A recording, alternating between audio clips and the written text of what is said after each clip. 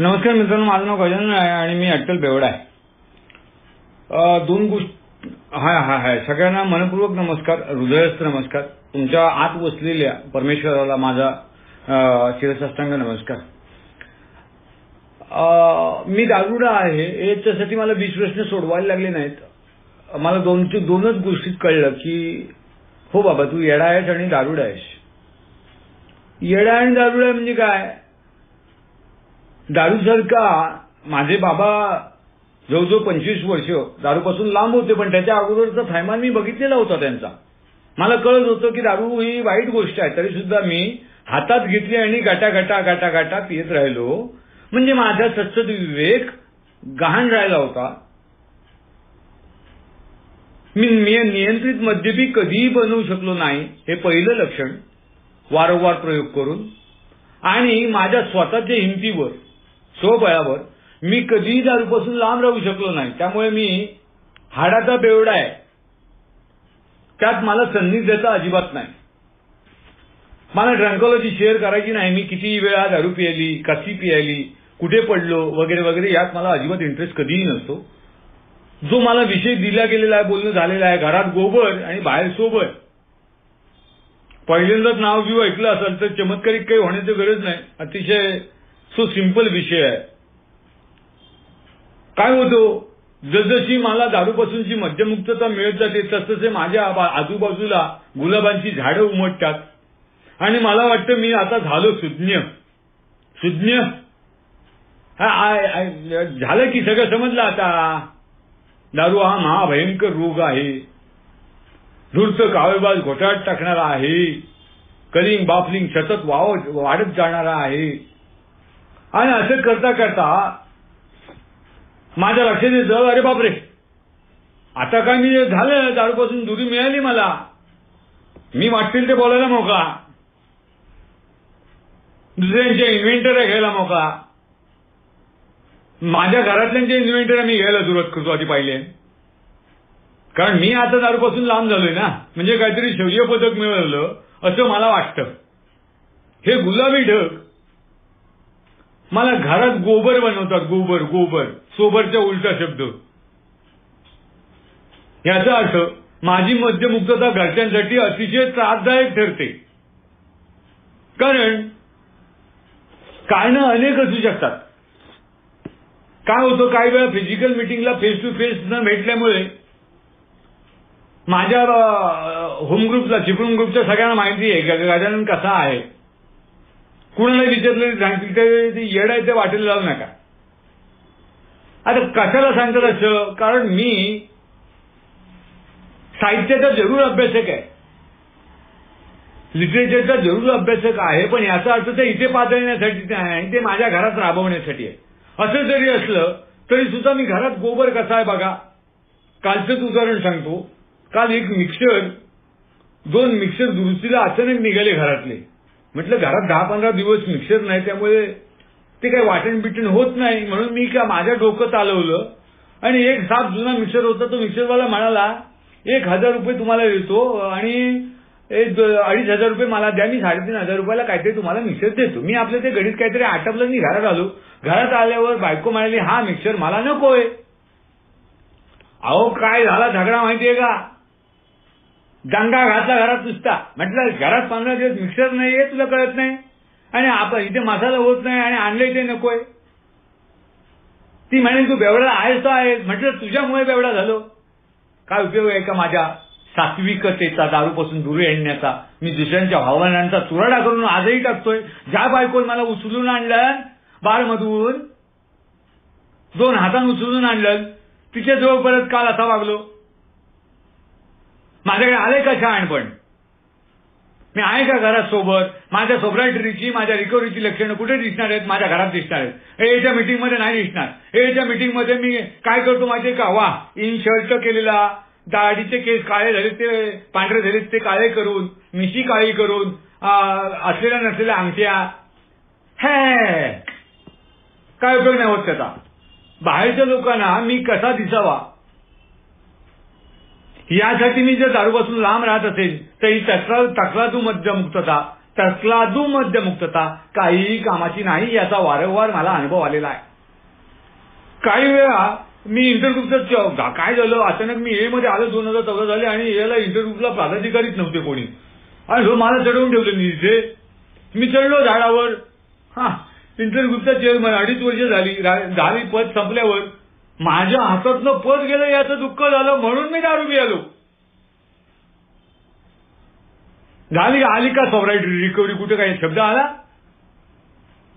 त्यामुळे पायरीशून्य बसवण्याचा प्रयत्न करायला लागतो. परत माझी ही जी रिकव्हरीचा प्रवास जो आहे, रिकव्हरीचा प्रवास म्हणजे दारूपासून लांब राहण्याचा जो प्रवास आहे, सोबर म्हणजे दारूपासून लांब राहणे, माझ्या दृष्टीनं ही सगळी माझी मतं आहे, कुणाचीही इतरांची नाही.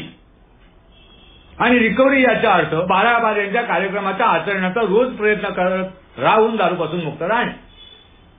हा जो प्रवास चालू आहे या प्रवासात रोज मला जाणीव होणार आहे की गजानन तू कसा वेडा आहेस. काल जाणीव झाली, कालचं सांगितलं. दुसरं सांगितलं पद नाही मिळालं. अरे नाही पद नाही, 2.5 वर्ष होतात ना, आता काय होऊन दे दुसरे ना. अरे पद नाही, पद ते काही येतलं पद कानफडत मारतील ना लोक. हे दारुड्यांचा चेअरमन होता म्हणून सांगितलंच तर. इतर बाह्य समाजात मला बॉयकॉट केलेलं आहे हे सुद्धा माझ्या लक्षात येत नाही. बॉयकॉट बहिष्कृत केलेला आहे, दारुडा आहे, त्यांना माहिती नाही हा मद्यपान नावाचा रोग आहे, ह्या त्या वगैरे. मी असं कुठेतरी जाऊन सांगितलं मी चिपळूण समूहाचा चेअरमन आहे तर कानफडत एक आवाज करतील दारुड्यांचं चेअरमन म्हटल्यावर. दारू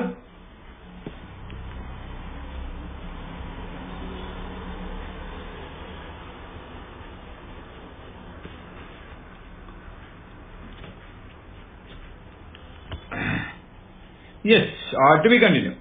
तर मी दारुड्यांचा चेअरमन असं कुठे चहाच्या टपरीवर सांगितलं ना तर तो कानाच्या खाली मारेल.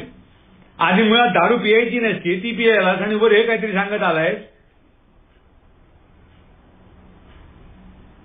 मनासारखं जेवण नाही झालं, मीठ कमी पडलं म्हणून राग राग राग राग राग. अरे घे ना मीठ घालून, घे मीठ घालून भातात आमटीत आणि जेव ना सुखा समाधान. एकेकाळी जेवत नव्हता, दारू सहित जेवण झालं होतं, विसरायला होतो आणि आम्ही दुसऱ्यांना मूर्खात काढायला सुरुवात करतो. मी माझी परिस्थिती न बघता इतरांच्या परिस्थितीकडे लक्ष द्यायला लागतो. त्यावेळी लक्षात घ्यायचं असतं की आमचा प्रवास उलट्या दिशेने चालू झालेला आहे, माझा प्रवास उलट्या दिशेने चालू झालेला आहे. मी तिकडे नाही जाते जिकडे जायला पाहिजे तिकडे. संतोष भाऊ काय करतोय? अरे काय तुला करायचंय?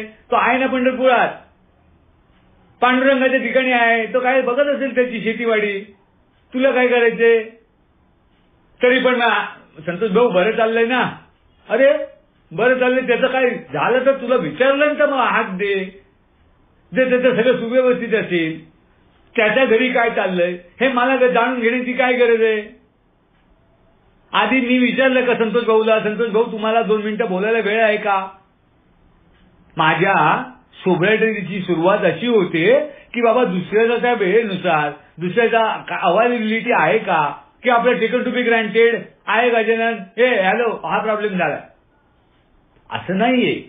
मला विचारायला लागतं की तुम्हाला वेळ आहे ना 5 मिनिटं बोलायला, तर मी बोलेन. नाही तर उगाच आपलं माझं चराट चालू करायचं म्हणून मी माझ्या मार्गदर्शकांना नाही विचारत, कारण त्यांनी मला पहिल्यांदाच सांगितलेलं आहे Gajanan never ask me have you time, नक्की कधीही नाही विचारू नकोस, सुरुवात कर, काय असेल प्रॉब्लेम तर बोलायला. मी कुठेही असेल तू बोलच कर. नंतर मी वाटल्यास मला उत्तर द्यायला वेळ लागणार असेल तर मी तुला लगेच सांगेन की नंतर आपण या विषयावर बोलू, 5 मिनिटं थांब. ते चर्चमध्ये असेल तर बाहेर येतात, बाहेर येऊन मग मला उत्तर द्यायला सुरुवात करतात. पण मला दम हवा ना, तोपर्यंत मी 2-3 मतं जाणून घेतो आणखी. ही माझ्या सोब्रिटीची लक्षणं नाही, ही माझ्या रिकव्हरीची लक्षणं नाही. माझी अतूट श्रद्धा जशी परमेश्वरावर असायला पाहिजे, अतूट श्रद्धा जशी परमेश्वरावर असायला पाहिजे तशी श्रद्धा,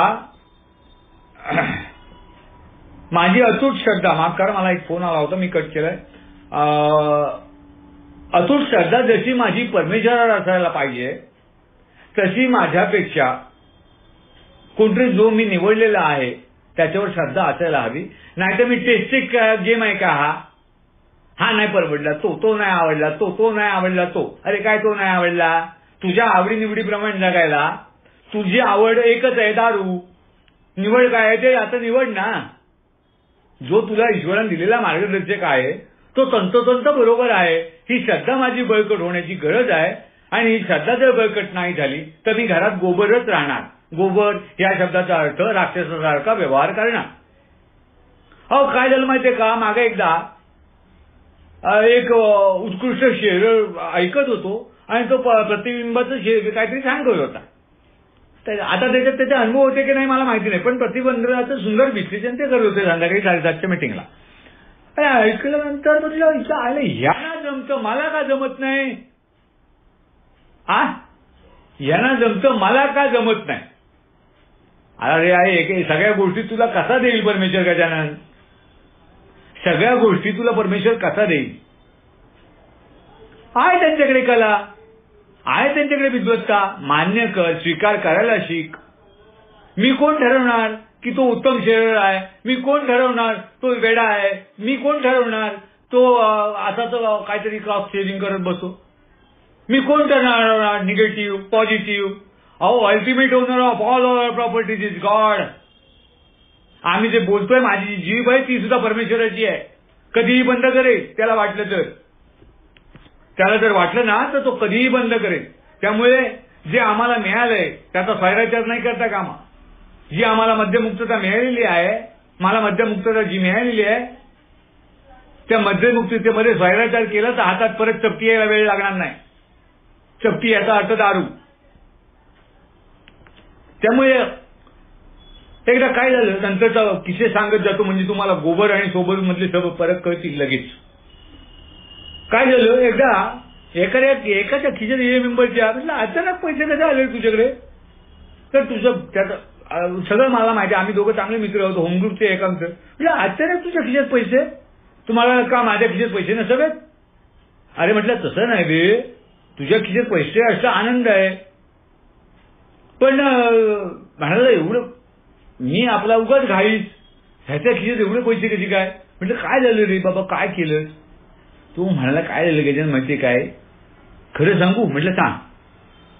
काल आकडा लावला तो लागलाय आज, आता परत आकडा खेळायचा नाही. अरे बापरे म्हटलं होय काय. आता परत हे ना आकडा लावल्यानंतर काय, आज ह्याला पैसे मिळालेत, उद्या हे ना आकडा लावल्यानंतर काय करू. अरे तू काय करणार रे गजानन, काहीच नाही करू शकणार रे. मी आपला त्याला दुसऱ्या 2-4 दिवस फोन लावत होतो. अरे बाबा जाऊ नको तिकडे, अरे तिकडे जाऊ नको, अरे तिकडे जाऊ नको. काही उपयोग झाला नाही. त्याने जेवढे आकड्यात पैसे मिळवले तेवढे सगळे घालवलं. माझ्या प्रयत्नाने हे झालं का, अजिबात नाही. कारण परमेश्वराची जी इच्छा आहे तीच सगळीकडे लागू होणार आहे. मी माझी चालवायला सुरुवात केली की परमेश्वर म्हणतो चालव आणि त्या खड्डे आहे. नंतर मीच पश्चाताप करत बसलो. अरे कशाला आपण हा विषय काढला. तुझ्या खिशात पैसे कसे आले एवढे लाखभर रुपये. ज्याच्या खिशात नेहमी 10 रुपयाची नोट असायची ती. मीच पश्चातापात पडलो की मी कशाला विचारलं याला. मला दुसऱ्यांकडे ए मध्ये कितपत की सेफ डिस्टन्स ट्रकाच्या पाठीमागं लिहिलेलं असतं. मोठी अवजड वाहनं असतात ना त्याच्या पाठीमागं लिहिलेलं असतं सुरक्षित अंतर ठेवा. आम्हाला ठोकल्यास तुम्ही माराल. ते अवजड वाहन असतं ना ते काय म्हणतं ना आम्हाला ठोकल्यास तुम्ही माराल. आम्ही नाही मारणार. पुढे जायचं आहे. फार फारचा एखादा पाठ इकडे तिकडे होईल पण माझं डोसकं कपाळ मोक्ष होईल. त्यामुळे अल्कोहोलिक अनॉनिमसमध्ये कीप सेफ डिस्टन्स. एखाद्या मेंबर जेव्हा बोलताना एखाद्या शेअरिंग मध्ये करताना आपण दुसऱ्याचं मन दुखवणार नाही ना, आपल्यापासून इतरांना त्रास होणार नाही ना. तुझं शेअरिंग आहे का ते, तुझं शेअरिंग करायला तू इथे आलाय याची जाणीव ठेवणं हे सोब्रायटरीचं लक्षण आहे. हे रिकव्हरी राहण्याचा प्रवास आहे. आम्हाला त्याच्या बोलण्याचा जसा आम्ही फक्त म्हणतो मध्यशक्ती पुढे हतबल आहोत आणि अस्ताव्यस्त झालेलो आहोत. अरे ती तुझी अस्ताव्यस्त आहे. वैचारिक अस्ताव्यस्तता दिसून येते की मी दुसऱ्यांना नाही ना माजवू शकत. अल्कोहोलिक अनॉनिमस मध्ये आम्हाला स्वातंत्र्य मिळालं नसतं तर अल्कोहोलिक अनॉनिमस टिकली सुद्धा नसती.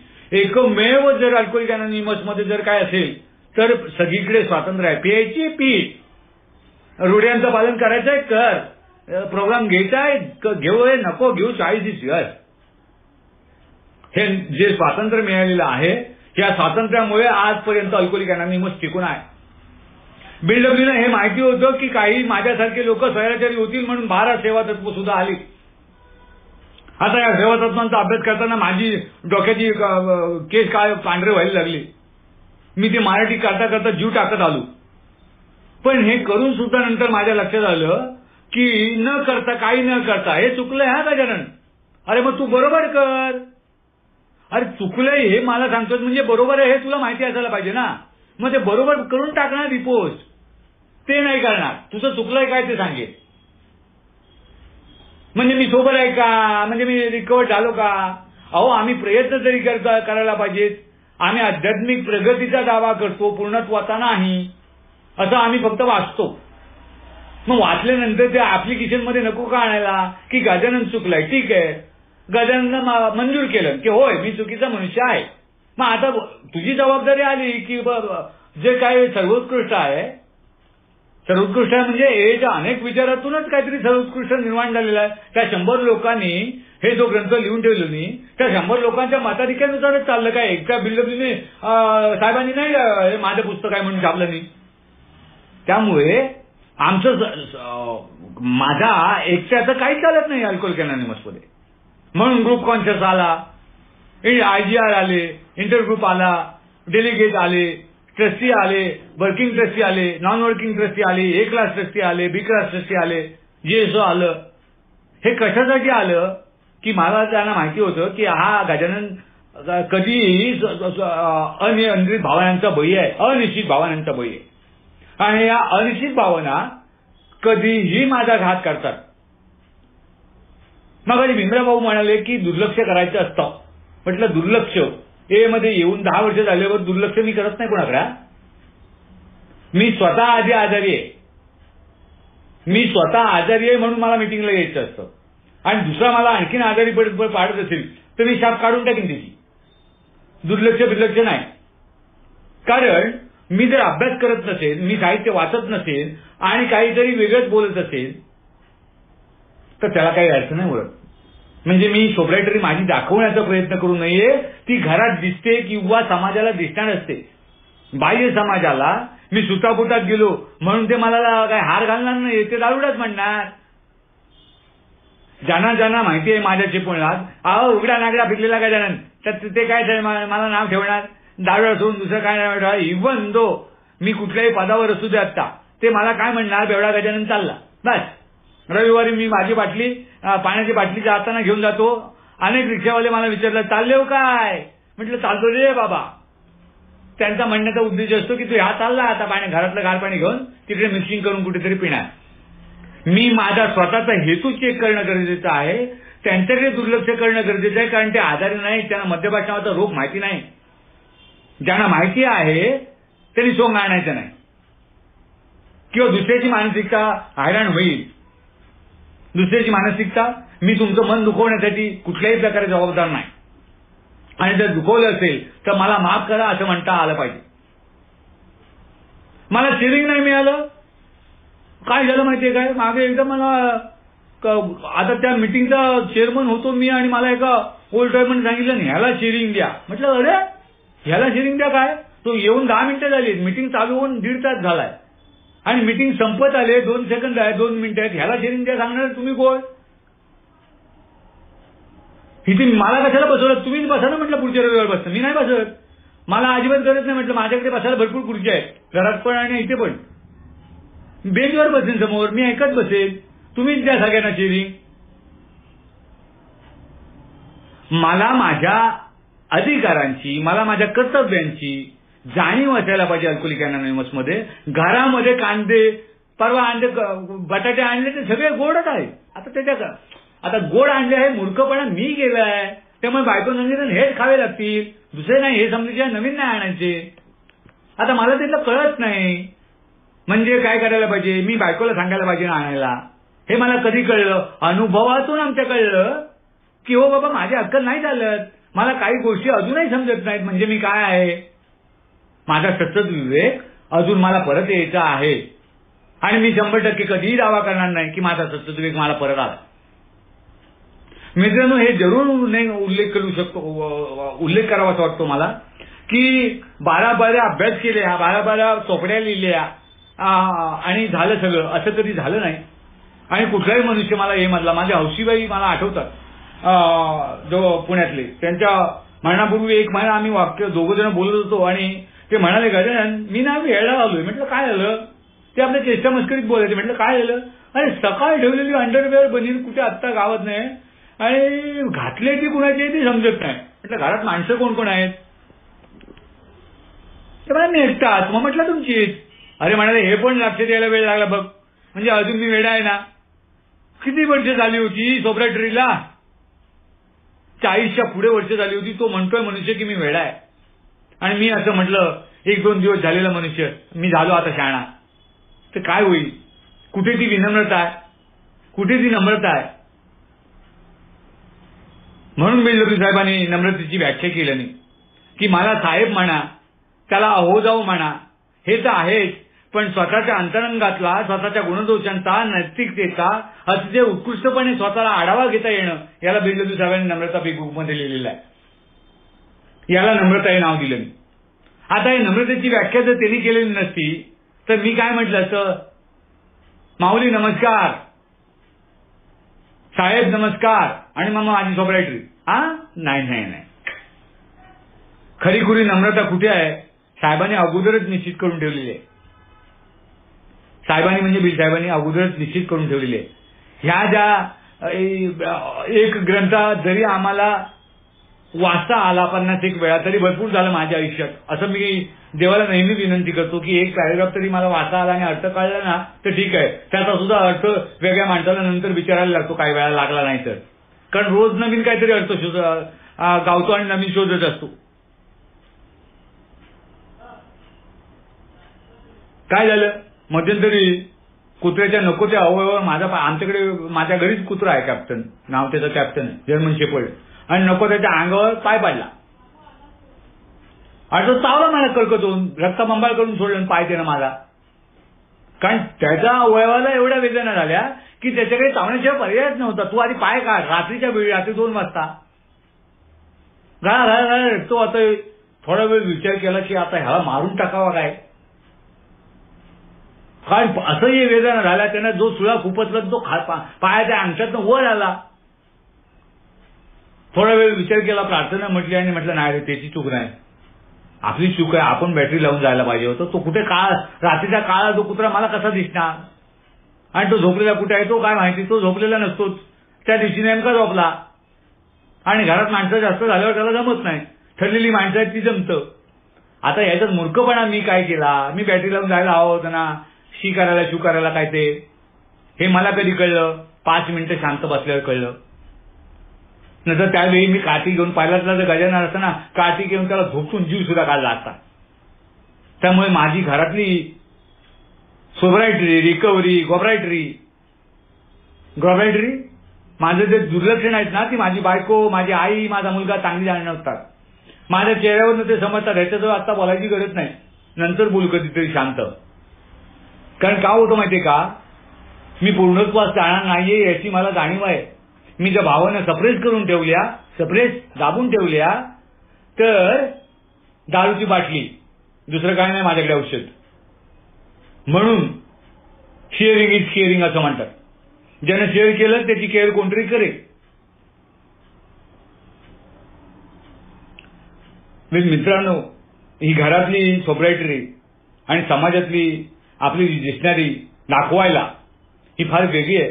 त्यामुळे कार्यक्रमाचं सार एवढंच आहे की माझ्या अंतरंगात घुसून माझ्या स्वतःची जाणीव करून घेतोय का, आणि ते व्यक्त होत आहे का. जरूर नमूद करू इच्छितो की बरेचदा वेळा असं घडतं की नियम नाही पाळत लोक. नाही पाळले तरी 1-2दा समज, 3दा समज, 10 वेळा समज, 15 वेळा समज, ठीक आहे. 16व्या वेळेला मी ज्यावेळी मिटिंगचा होस्ट असतो मी तो मनुष्य बाहेर फेकला जातो. कारण किती वेळा सांगणार तुला आता माईक बंद कर, व्हिडिओ बंद कर, हे बंद कर, ते बंद कर. घरातलं पांघरून आण म्हणून तू मिटिंगमध्ये सांगतोय, स्पीकर बोलतोय. म्हणजे मला मी ऑनलाईन मीटिंग करत असताना सुद्धा जागरूक राहावं लागतं. आता हे जर मला समजलं नाही की मीटिंग आपला माईक चालू आहे म्हणजे मला मीटिंग मध्ये यायचं नव्हतं, जबरदस्तीने आलोय, नाही तर अटेंडन्स दाखवायला आलोय. उपयोग काय? तुमच्या अटेंडन्सचा, तुमच्या रिकव्हरीचा, तुमच्या सोपरेटरीचा मला फायदा शून्य आहे. तुमच्या अनुभवांचा फक्त मला फायदा आहे. तुम्हाला किती वर्ष झाली याच्याची मला काय विकत देणार का तुम्ही मला 24 वर्ष? आणि तुम्ही म्हणणार का माझा आज पहिला दिवस आहे म्हणून मी काल दारू प्यायला होतो, असं कोण म्हणायला तयार असतं का? त्यामुळे हे इतकं सोपं नाही की हा प्रवास जो आहे तो मी माझी कवटी फुटेपर्यंत चालू राहणार आहे. कवटी फुटेपर्यंत, मी मृत्यूशय्येवर जाईपर्यंत हा प्रवास 1ली पायरी ते 12वी पायरी आजपर्यंत 5 वेळा हा प्रोग्राम झाला तरी कृतीच का उतरवता येत नाही? कारण कृती महाकठीण आहे. कृती महाकठीण आहे. बोलणं फार सोपं आहे. पोपट कुठल्या पायरीवर बोलू सांगा, लगेच 1.5 तास 2 तास. अरे गजानन, आचरणात काय आणलंस तू? तुझ्याकडे स्वीकार आला का? कोणतरी चुकला असेल, कोणतरी बरोबर असेल, तुझ्याकडे स्वीकार आला का? नसेल स्वीकार आला तर समजून घे का नाही आला. स्पॉन्सरची मदत घे. स्पॉन्सरचं मत नाही पटलं तर बायकोला विचार. हे मी असं नाव न सांगता मी बायकोला काय विचारतोय पाहिजे. ती मला सांगते तू आधी दारुड्याच ना, हे मान्य आहे ना, बाकी सोड, जगाची दुनियेची उगाच सांगत राहू नकोस. आपण दारुडे असेच आला ना मेंबर आहे, त्यामुळे तिला माहिती आहे कसा आहे, विचित्र आहे तो. माझ्यापेक्षा माझ्या बायकोला मी कुठल्या परिस्थितीत कसा वागेन हे आजही पत्ता लागलेला नाही. त्यामुळे काय ठरवणार ती बिचारी. त्यामुळे पहिलं आय एम रिस्पॉन्सिबल, मी जबाबदार आहे. प्रत्येक गोष्टीत ज्यावेळी भांडणं होतात किंवा एखादा मुद्दा उपस्थित होतो त्यावेळी मी जबाबदार आहे, नुसतं ए मध्ये नाही. माझ्या घरी सुद्धा मी जबाबदार आहे. ही भावना माझी जागृत होण्यासाठी मला ऑलवेज अलर्ट ए मध्ये जो सांगितलं जातं की नेहमी सावधान राहा गजानन, हे ऐकावं लागतं. आणि जर मी हे ऐकलं नाही तर परिणाम एकमेव येतो की मी कोर्टामध्ये बी बनतो. नाही तर माझ्याकडे एक उत्तम, अति नाव न सांगता अतिशय उत्तम उदाहरण आहे. बाय वाह, अतिशय सुंदर आहे हे मेंबर. पण अंतरंगातनं ज्यावेळी तो बोलतो ना त्यावेळी मला जाणवतो की हा ना, आपल्या बाबतीत 1-2 दिवस झाले असतील मी त्याचा नंबर ब्लॉक केला की शिवीन, सुरुवातच शिवीन. त्या आईला गजानन काय म्हणतायस? अरे म्हटलं हे काय चायला म्हणजे काय? मी कुणाच्या आईला? काय संबंध? काही संबंध नाही. 14 वर्ष झाली, 15 वर्ष झाली, चायला गजानन काय म्हणतेस? आता काय बोलू? नंबर ब्लॉक केला. मला ईश्वरान दिलेली त्यावेळची काय नंबर आधी ब्लॉक कर, तुला सहन नाही होते चायला दिला, नंबर ब्लॉक कर, म्हणजे परत डोक्यावर व्याप नाही होणार. श्रेष्ठ माणसामार्फत मला फोन आला, यानं माझा नंबर का ब्लॉक केलं. म्हटलं अहो जरा नंतर सांगेन, 8-10 दिवस थांबू दे, मला शांत होऊन दे, नंतर मी पिईन. माझी मद्यमुक्तता ही मलाच जपायची आहे. इतर कोणीही जरी माझ्या आड आला तरी सुद्धा केवळ परमेश्वर आणि मी या दोघांची सांगड काय ती आहे. इतर कुठलाही सभासद, माझे मार्गदर्शक सुद्धा मला सांगतात, गजानन दारूपासून तुला मी दूर ठेवू शकत नाही. Only the grace of God. फक्त आणि फक्त परमेश्वर. फक्त पीआयची तू ठरवू शकतोस. प्यायचे का तुला? तर तू वेडा आहेस ऑलरेडी. आणखीन वेळे पण जवळ आणायचे असेल म्हणजे आता 40% वेडा असतील, 60% वेडा व्हायचे असेल, दगडी मारायचे असतील तर आणखीन पी. Choice is your. त्यामुळे काय करायचं आणि काय करायचं नाही, हे काय करत नाही हे एच्या पॅम्पलेटमध्ये आहे. ए ग्रुप म्हणून जे पॅम्पलेट आहे त्याच्यात ए काय करत नाही, मनधरणी करत नाही. फॉलोअप घेताना मी कसा आजारी आहे हे सांगायचं नसतं. म्हणजे एखाद्याला मेसेज देताना मेसेज म्हणजे काय हे सांगितलेलं आहे ए ग्रुपमध्ये, पॅम्पलेटमध्ये. नंतर मी माझ्याच सांगत राहतो मी कसा आजारी होतो, मी कुठे पडलो नाही, आता कसा छान दिसतो. अरे तुझ्या छान दिसण्याला महत्व त्याला काय? तो एक तर मानसिक वैफल्यग्रस्त अवस्थेत असतो की आयला हे कुठनं आलेत कशाला मला सांगायला काय तत्वज्ञान, बाळाबाईचं काम करायला. आणि आम्ही माझ्या एका मनुष्य सांगत राहतो, मी आता नंतर त्याचा अर्धा तासाचं समोर प्रमोशन, तो ऐकण्याच्या मनस्थितीतच नसतो आधी मुळात. त्याला महत्व पटायला पाहिजे की ए मध्ये जाण्याचं गरजेचं आहे का. म्हणून साहेब म्हणतात की ज्यांची इच्छा आहे त्यांनी याचं सभासद बनावं. मद्याच्या पासून दुरी मिळवण्याची ज्यांची इच्छा आहे. मी फोर्स करून काय उपयोग होणार आहे का? तो सुधारणार आहे का? अजिबात नाही. पण पहिल्यांदा मला असं वाटायचं की त्याला हा मी आणलाय ना म्हणजे आता सुधारायला पाहिजे, म्हणजे तो सुधारला नाही म्हणून घरात शिव्या. घरात बसून शिव्या घालून काय उपयोग आहे? शिव्या बंद झाल्या अलीकडे 1-1.5 वर्ष झाले असतील. नाही तर पहिलं माझं पण असं असायचं की नुसत्याच शिव्याचं तांडव. अजूनही काही वेळा बॅलन्स सरकला म्हणजे मेंदूचा बॅलन्स सरकला तर काय झालं, ऑलरेडी शॉक घेऊन झालेले आहेत कपूर डॉक्टरांकडे कोल्हापूरवर. किती दिवस 8-15 असे शॉक घेऊन झालेले आहेत. त्यामुळे एखाद्या वेळेस जर भडकलं गणित तर कुणाची बाकी शिल्लक राहत नाही. पण नंतर जाऊन माफी मागतो. एवढं शहाणपण देवान दिलं की गजानन चुकलायस ना, चुकलायस, तुला पटलाय का चूक कुणाची आहे? नीट लिहून काढ चूक कुणाची आहे. ऑफिसमधल्या कुठल्या मुलाची चूक आहे त्याला बोलव आणि त्याला सांग मागाशी मी शब्द वापरले ते वेगळे आहेत पण चूक तुझी आहे. तुला जर कळत नसेल तर मला विचार आणि मग पुढे जा. आता हे सगळं करत असताना अल्कोहोलिक अनोनिमसचा कार्यक्रम, अल्कोहोलिक अनोनिमस मध्ये झालेले संस्कार हे मला घरी आणावे लागतात, ते रुपवावे लागतात. माझी स्वतःची तपासणी नैतिकतेचा लेखाजोखा नीट घ्यावा लागतो. स्पॉन्सर जवळ आजही मी 1.5 तास बोलतो.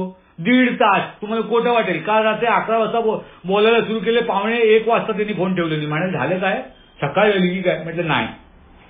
नाव गुड मॉर्निंग. ठीक आहे म्हटलं झोपा. त्यांना पण झोप लागत नाही, मला पण झोप लागत नाही. म्हणून दोघं काही वेळे आहेत का? ते 39 वर्ष सोबत आहेत, मी 1 दिवसाचा सोबत. ते वेळे नाही आहेत. Only God can restore the sanity. या म्हणण्याचा अर्थ एवढाच की केवळ दयाळू परमेश्वरच, केवळ परमेश्वरच माझ्यात हरवलेला सतत विवेक परत मिळवून देऊ शकेल. इतर कोणीही देऊ शकणार नाही. स्पॉन्सरच्या मदतीनं तो परमेश्वर रूपात येऊन काम करेल. मित्रांनो, मला बोलायची संधी मिळाली. तुम्ही सगळ्यांनी ऐकलंच. मी जर काही भावना कोणाच्या दुखवल्या असल्या किंवा माझ्या तोंडून काही वेगळे शब्द केले असले तर मला माफ करा. मी इथे थांबतो. धन्यवाद. भीमराव भाऊ, आमचे संतोष भाऊ, धन्यवाद. जर कुणाचा नामोल्लेख झाला असला तर ते उदाहरण दाखल होतं, बाकी काही नाही. थँक्यू. Over to chairman. बहुत बढिया. गजेंद्र मन शॉक बोलले, खूप छान बोलले.